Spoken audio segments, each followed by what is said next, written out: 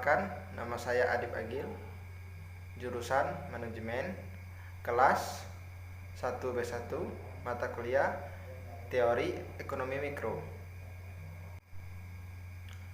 Baiklah, di sini saya akan menjelaskan pengertian dari permintaan dan penawaran, dan juga faktor-faktor yang mempengaruhi permintaan dan penawaran.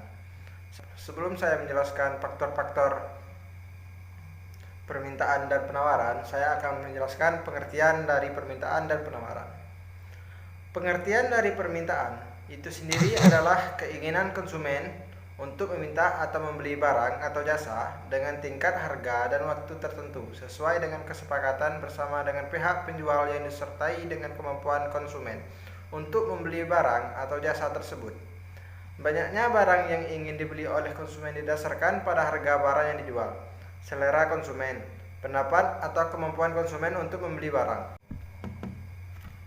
Sedangkan pengertian dari penawaran itu sendiri merupakan keinginan seorang produsen atau penjual dalam menawarkan dan menjual barang atau jasanya berdasarkan kuantitas dan kualitas barangnya kepada para konsumen dengan tingkat harga dan waktu tertentu yang telah ditentukan antara kedua belah pihak.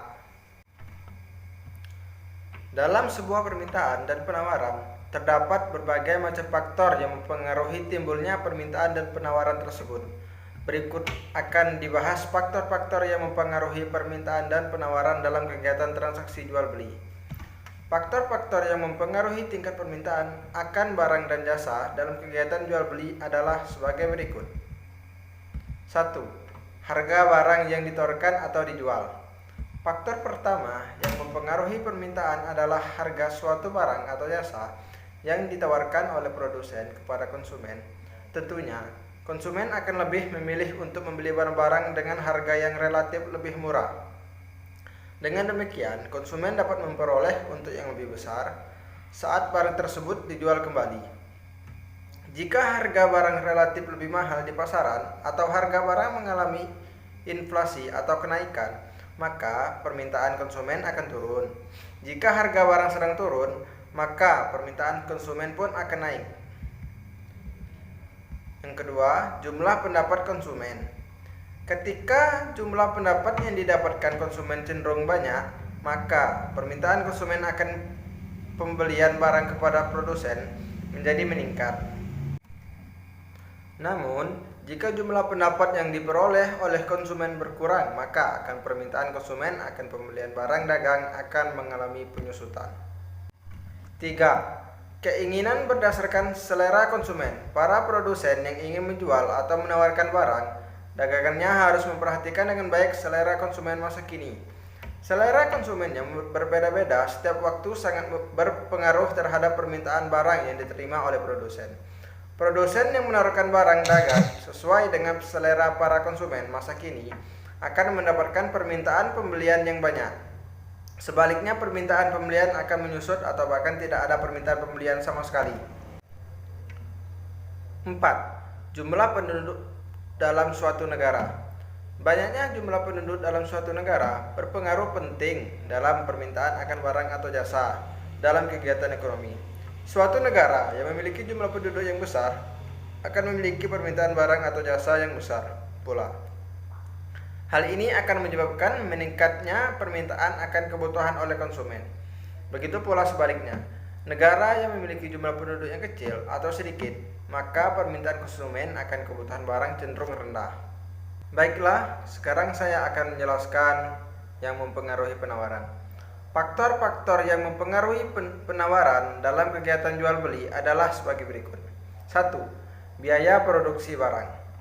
Jika biaya produksi barang yang dihasilkan suatu perusahaan lebih rendah dibandingkan harga di pasaran, maka perusahaan akan mendapat keuntungan. Keuntungan dapat diperoleh dengan cara perusahaan menawarkan barang dalam jumlah yang besar dengan biaya produksi relatif rendah. Namun, jika biaya produksi barang yang dihasilkan suatu perusahaan lebih tinggi dibandingkan harga-harga yang terdapat di pasaran, maka jumlah barang yang diproduksi dan yang akan ditawarkan kepada konsumen relatif lebih kecil, sehingga menghambat keuntungan yang dapat diperoleh suatu perusahaan. Yang kedua, persediaan barang pengganti. Di dalam memproduksi barang, utama yang akan dijual kepada konsumen, ada baiknya bagi suatu perusahaan untuk juga memproduksi barang lain yang dapat dijadikan sebagai barang pengganti terhadap barang utama. Hal yang perlu diperhatikan tentunya adalah kebutuhan dan selera konsumen akan barang-barang masa kini. Ketersediaan barang pengganti dapat membantu sebuah perusahaan dalam menjual barang dagangannya. Saat perusahaan lain memiliki produk yang sama dengan harga yang lebih murah dan kualitas yang lebih baik, maka perusahaan dapat mengganti barang utama tersebut dengan barang pengganti yang tentunya penawarannya terhadap barang utama akan mengalami penurunan dan penawaran terhadap barang pengganti dapat mengalami peningkatan. Yang ketiga, tanggungan pajak atas barang yang diproduksi.